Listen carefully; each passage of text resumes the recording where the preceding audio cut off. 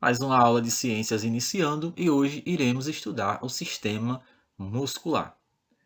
Como você pode ver aqui na imagem, vemos diversas pessoas realizando diversas atividades como andar de patins, de skate, de patinete, de bicicleta, outras praticando esporte como futebol, tênis, fazendo caminhadas, entre outras atividades. Mas o que essas atividades têm a ver com o sistema muscular? Como elas estão relacionadas ao sistema muscular? Aqui diz o seguinte: a variedade de movimentos realizados por nosso corpo deve-se ao trabalho conjunto do esqueleto e dos músculos. Isso mesmo.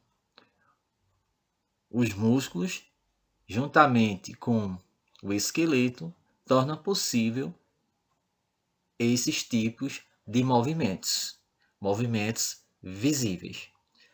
Uma das funções do sistema muscular é exatamente essa: possibilitar os movimentos do corpo.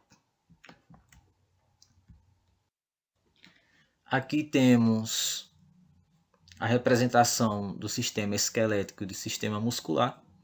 Vejam o quanto o sistema muscular está unido ao sistema esquelético. Alguns músculos do corpo humano. Aqui temos a parte frontal do nosso corpo, que apresenta o deltoide, os músculos peitorais, o bíceps, os músculos abdominais, oblíquo externo, adutores, quadríceps. Na parte dorsal, a parte das costas, temos o trapézio, o deltoide, grande dorsal, tríceps, glúteos e gêmeos. Então, veja aqui alguns exemplos de músculo no nosso corpo. Não são apenas esses, são vários, tá certo? Que recebem nomes diferentes, mas isso aqui são os principais. Tipos de músculo. São 3 tipos de músculo: músculos esqueléticos, músculos lisos e o músculo cardíaco. Aqui temos a representação do músculo esquelético, que formam aqui, o nosso bíceps. Então aqui temos as células, essas células aqui, apresentam um núcleo, essa estrutura azul é um núcleo, várias células semelhantes, então recebe o nome de tecido muscular. Então aqui temos aqui, as células que formam esse tecido, que é um tecido esquelético, que irão formar os nossos músculos. Aqui temos o tecido muscular estriado cardíaco, ou músculo cardíaco, que é o nosso coração, e aqui representando as células que formam o nosso miocárdio, né? As células que formam os músculos do coração, o tecido cardíaco, que forma o órgão coração. É estriado porque apresenta essas listas aqui, essas listras aqui. Então, tanto o muscular esquelético quanto o cardíaco apresenta essas listras, então por isso que são estriados, essas estrias, apresenta essas estrias. Já o tecido muscular liso não apresenta estrias, liso ou não estriado. Então olha aqui a célula, cada uma dessas é uma célula, esses pontinhos são os núcleos, onde se encontra o material genético, e esse conjunto de células semelhantes forma o tecido muscular, que compõe esses órgãos aqui, o intestino grosso e o intestino delgado. São exemplos de órgãos formados por tecidos muscular liso ou não estriados. Aonde é que eu encontro tecido esquelético? No meu bíceps. Onde eu encontro tecido cardíaco? No coração, apenas no coração. Aonde eu encontro tecidos muscular não estriado ou liso? Nos nossos intestinos. E assim por diante. Músculo esquelético. Está ligado aos ossos, por isso aqui é o nome músculo esquelético, que está ligado ao esqueleto, que é formado por vários órgãos chamados ossos. Realiza os movimentos perceptíveis do corpo, perceptíveis porque percebemos esses movimentos, como correr, você percebe quando uma pessoa corre, quando ela salta. Então, movimentos perceptíveis do corpo são realizados pelos músculos esqueléticos. Também realizam movimentos voluntários.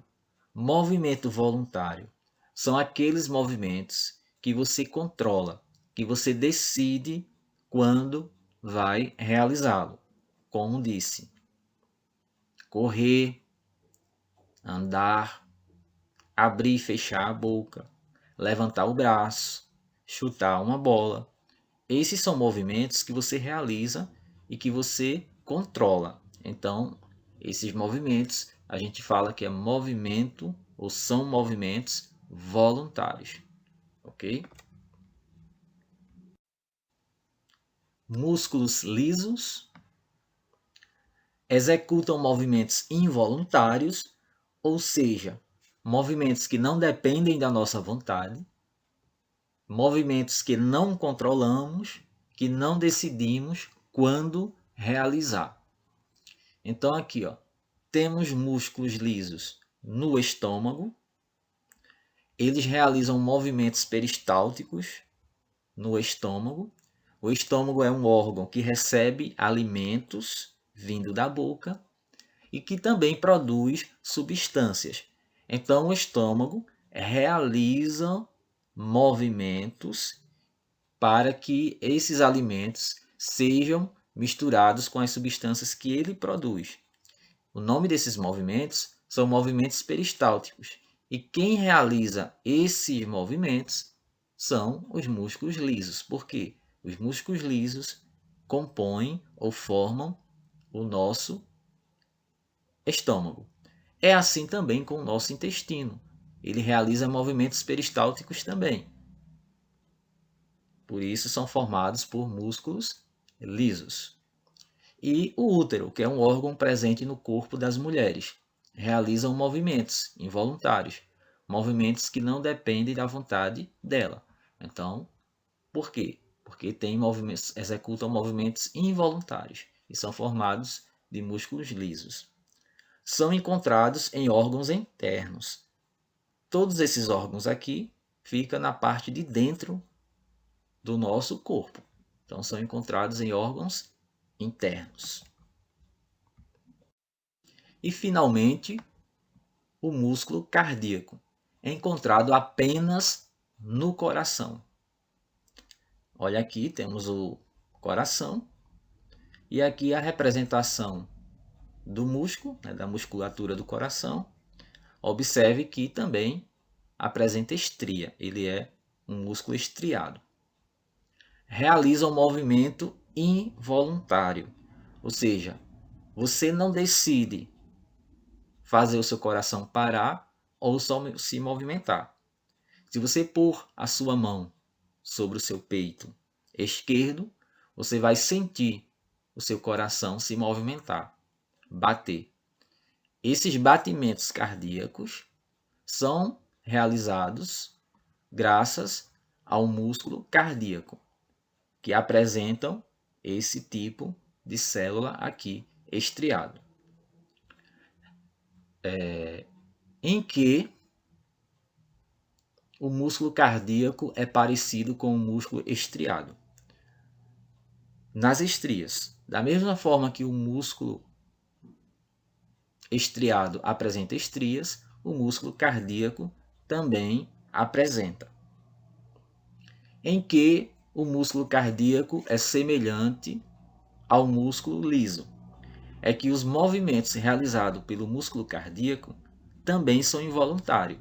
Então, nesse sentido, o músculo cardíaco é semelhante ao músculo liso, porque o movimento deles, dos dois, são involuntários. Mas na questão estrias, ele é semelhante ao músculo estriado. No início de nossa aula, foi dito que os músculos, juntamente com os ossos, realizam os movimentos do corpo. E como os músculos estão unidos, ou através de que os músculos estão unidos aos ossos. Olha aqui, tendões. Tendões. São eles que ligam os músculos aos ossos. Os tendões são essas regiões aqui dos músculos, ou seja, as extremidades, o final dos músculos. Olha aqui, ó, tendões, tendões e tendões. Aqui temos um músculo, né, formado no tecido muscular, formado de células musculares. Então, observe o finalzinho do músculo, aqui que a gente chama de extremidades, é o que a gente chama aqui, ó, de tendões. Recebe o nome de tendões. Não confundir tendões com ligamentos. Os ligamentos vão ligar um osso ao outro. Ligamentos ligam um osso ao outro. Tendões ligam os músculos aos ossos. A ligação de um osso com o outro é feita através de ligamentos. A ligação entre o músculo e o osso é através de tendões. A função dos tendões, como disse, é ligar os músculos aos ossos. São formados por tecido conjuntivo. Da mesma forma que os ligamentos, os tendões são formados por tecido conjuntivo. Quando uma pessoa está com infecção nos tendões, a gente fala que ela está com tendinite. Esses tendões aqui podem sofrer lesões, prejudicando o funcionamento da estrutura lesionada, interferindo na movimentação daquela estrutura, ok? Músculos estriados e movimentos do corpo. Aqui, ó, temos o tendão, vários tendões ligando o osso ao músculo. Temos aqui o músculo chamado bíceps e o tríceps. Aqui temos o húmero, que é esse osso longo aqui, ó, do nosso braço. E temos os ossos mais fininhos aqui, o rádio e a una, também ossos do braço. E como é que a gente realiza esse movimento, né, de movimentar o braço? Como isso é possível? Isso é possível devido ao bíceps e o tríceps. Olha só, quando o braço está nessa posição aqui, o bíceps está relaxado. Relaxado. E o tríceps contraído, encolhido. Quando a gente vai levantar o braço, o bíceps é encolhido ou contraído, ele encolhe. Então, quando ele faz isso, ele puxa o braço e, enquanto isso, o tríceps relaxa, ou seja, estica. Então, esse movimento de encolher e esticar, ou seja, contrair e relaxar, possibilita o movimento do nosso braço. Então, quando o bíceps relaxa, o braço está esticado. Quando o bíceps contrai, ou seja, encolhe, o braço se fecha. Enquanto o bíceps está relaxado, o tríceps está contraído. Enquanto o bíceps está contraído, o tríceps está relaxado. Um é o contrário do outro. Um realiza um movimento contrário do outro. Não é o bíceps que empurra o braço, ele apenas puxa. Da mesma forma, o tríceps, ele não empurra o braço, ele não empurra o osso, ele apenas puxa, ok? Mais uma vez aqui o movimento do braço. Então, o flexor contraído, que é o bíceps aqui, ó, o osso que se contrai. No caso aqui, ó, flexor. E no caso aqui, o extensor, representado aqui pelo tríceps. Então, olha ele aqui contraído, ou seja, encolhido. Então, quando ele encolhe, olha o movimento que o braço faz. Olha a setinha mostrando o movimento do braço. Então, esse relaxa, né? O tríceps, que é o músculo extensor, ele se estende. Então, ó, aqui temos o flexor relaxado. Então, quando ele está relaxado, ó, o braço esticado. E o extensor contraído, no caso, tríceps, aqui, ó, contraído. Aí diz aqui, ó, movimento de dobrar o cotovelo. Letra A, flexor contraído e extensor relaxado. Então, quando o flexor é contraído, o extensor é relaxado. Quando o extensor é contraído, o flexor é relaxado. É como eu disse, um vai funcionar de forma contrária ao outro. Isso possibilitando o movimento do cotovelo. Aqui tem um movimento de dobrar o joelho. Então, olha aqui, ó, o osso de cima, né? No caso aqui, o músculo da parte de cima da perna, da coxa, que é o músculo extensor. E aqui o músculo da parte de baixo da coxa, o músculo flexor. Então, quando o músculo extensor está relaxado, o flexor está encolhido. Quando você fecha, né, você dobra o joelho, ó, o movimento aqui, ó, da perna, é porque o flexor está contraído, ele puxou o osso, então o osso se fechou. Quando a perna está esticada, né, quando o joelho está esticado, então veja o que é que acontece. O extensor contraído, né, que significa dizer encolhido, e o flexor relaxado. Então ele relaxa. Então o osso aqui, no caso a perna, fica esticada. Então, movimento de dobrar o joelho. Letra C, flexor contraído e extensor relaxado. Extensor contraído e flexor relaxado.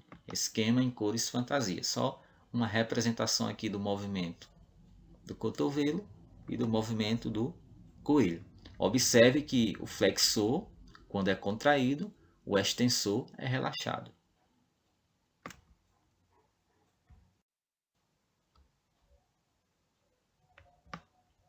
Alavancas são máquinas que facilitam a realização de tarefas. Aqui temos alguns exemplos de alavancas, como o alicate, a pinça, carrinho de mão, quebra-nozes e abridor de garrafa. Então, esses objetos aqui facilitam a realização de tarefas, como cortar fios, transportar pesos, abrir garrafas, etc. O P é de peso, é de força. O R é de resistência. E o A é de apoio. Essas letrinhas aqui significam isso: apoio, peso ou força, e resistência.